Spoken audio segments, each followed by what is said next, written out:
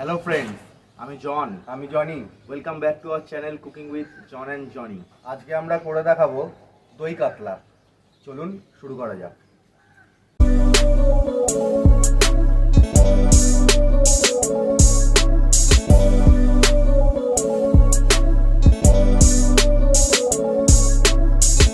দই কাতলা করতে আমাদের যে উপকরণগুলো লাগছে আসুন দেখিয়ে দিই। প্রথমে লাগছে কাতলা মাছ, লাগছে পেঁয়াজ, এখানে আদা রসুন বাটা আছে, এখানে কাজু আর চালমগজ নিয়েছি, ওইটা আমরা বেটে নেব। আর ওপরে গার্নিশিংয়ের জন্য লাগছে হচ্ছে কাঁচা লঙ্কা আর কিশমিশ, আর লাগছে একটু গরম মশলা, আর এদিকে আছে টক দই। কড়াইটা গরম হয়ে গেছে, এবার তেল দিয়ে দেবো।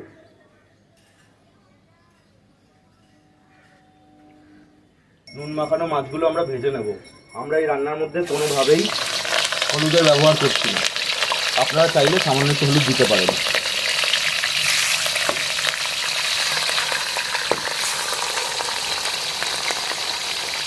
বাকি মাছগুলো আমরা এবারে ভেজে নেব।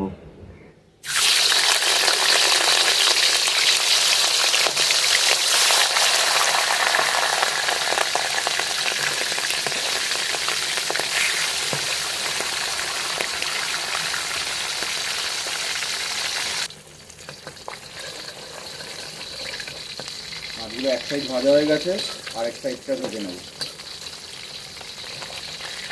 হালকা হাতে উল্টাবেন যাতে মাছগুলো ভেঙে না যায়।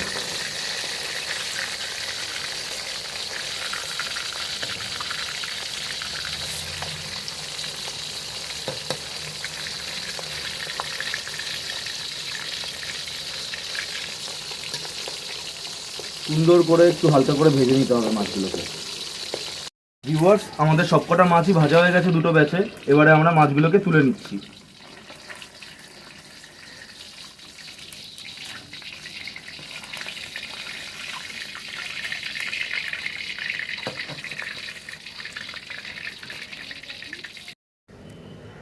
মাছ ভাজা তেলের মধ্যেই আমরা দিয়ে দিচ্ছি গোটা গরম মশলা।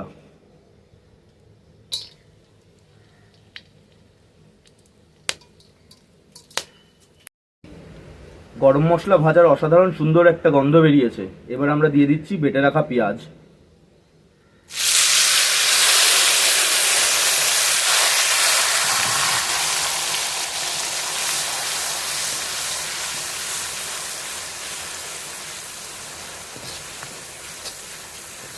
পেঁয়াজটাকে হালকা একটু ভেজে নেব ভিউয়ার্স।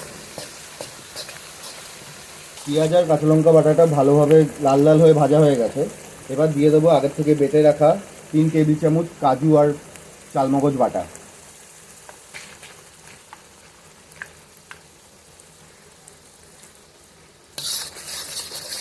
কাজু আর চালমগজ বাটার কাঁচা গন্ধটা যাওয়া পর্যন্ত আমরা এটাকে ভালো করে কষিয়ে নেব।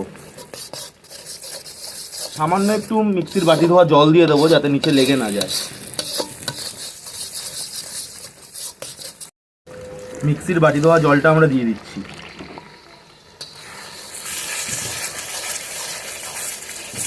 লো টু মিডিয়ামে দিয়ে আমাদের এটাকে ভালো করে নাড়াচাড়া করে নিতে হবে। তারপরে দেবো আমরা আসল ইনগ্রিডিয়েন্ট, টক দই।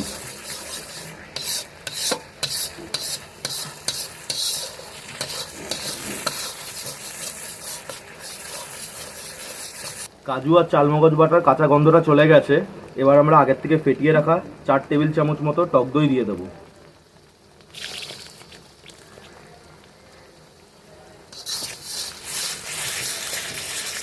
এর সাথেই দিয়ে দেবো সামান্য চিনি আর নুন। চিনিটা দেওয়া হবে কারণ যাতে টক দইয়ের টক ভাবটা ব্যালেন্স করা যায়।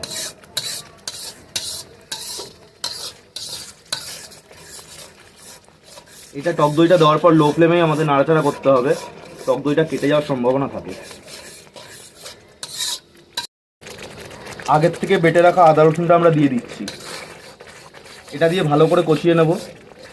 আর এরই সাথে আমরা দিয়ে দেবো সামান্য নুন আর একটু চিনি। প্রথমে চিনিটা দিয়ে দিচ্ছি, আর একটু লাগবে।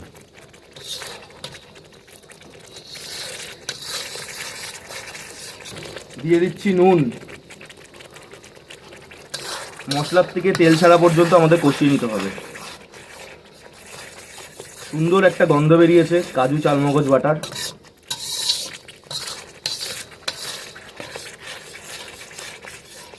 ভিউয়ার্স, আবারও বলছি, রান্নাটা কিন্তু কোনো রকমভাবে হলুদের ব্যবহার করিনি। আপনারা চাইলে সামান্য একটু হলুদ ব্যবহার করতে পারেন, এটা সম্পূর্ণ অপশনাল। দেখুন মশলা থেকে ভালো করে তেল ছেড়ে গেছে। এবার আমরা দিয়ে দিচ্ছি প্রয়োজনীয় জল।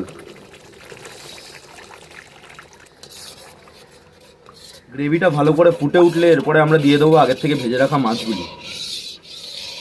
ঝোলটা ফুটে গেছে, এবার আমরা দিয়ে দিচ্ছি আগের থেকে ভেজে রাখা মাছ। মাছ দিয়ে খুব একটা নাড়াচাড়া করবো না।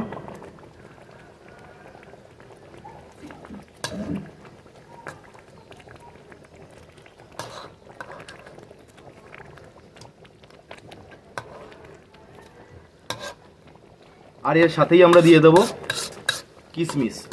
কিশমিশ দিলে একটা সুন্দর টেস্ট আসবে খেতে। এটা সম্পূর্ণ অপশনাল, আপনারা দিতেও পারেন, নাও দিতে পারেন। তো চেষ্টা করবেন কিশমিশগুলো দেওয়ার। আমাদের দই কাতলাটা প্রায় রেডি হয়ে গেছে। এবার আমরা দিয়ে দিচ্ছি দুটো চিড়ে রাখা কাঁচা লঙ্কা, আর দিয়ে দেবো 2 চামচ ঘি। ঘি দিলে দারুণ সুন্দর একটা গন্ধ বেরোবে।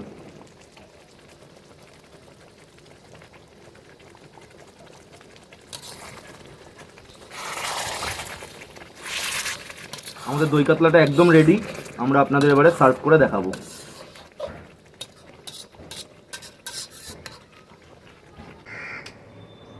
আমরা এখন ভাতের সাথে সার্ভ করছি, কিন্তু এটা বেস্ট লাগে, সব থেকে ভালো লাগে এটা একটু যদি পোলাও করে নেন। পোলাও বা মিষ্টি ফ্রাইড রাইস, যেটা আমাদের বাঙালি স্টাইলের ফ্রাইড রাইস, ওটাও আপনাদের একদিন করে দেখাবো।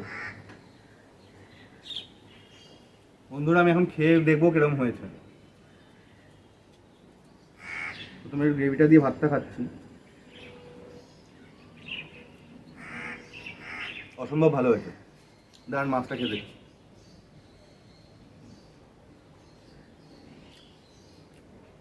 অসাধারণ। বন্ধুরা, আমাদের দই কাতলা রেডি হয়ে গেছে। আশা করছি আপনাদের ভিডিওটি ভালো লাগবে। যদি ভিডিওটি ভালো লেগে থাকে তাহলে অবশ্যই একটু লাইক করবেন। আর বলছি যে আপনারা যারা আমাদের ভিডিও দেখছেন, আমাদের চ্যানেলটিকে অবশ্যই সাবস্ক্রাইব করবেন নতুন নতুন রেসিপি পাওয়ার জন্য। ধন্যবাদ।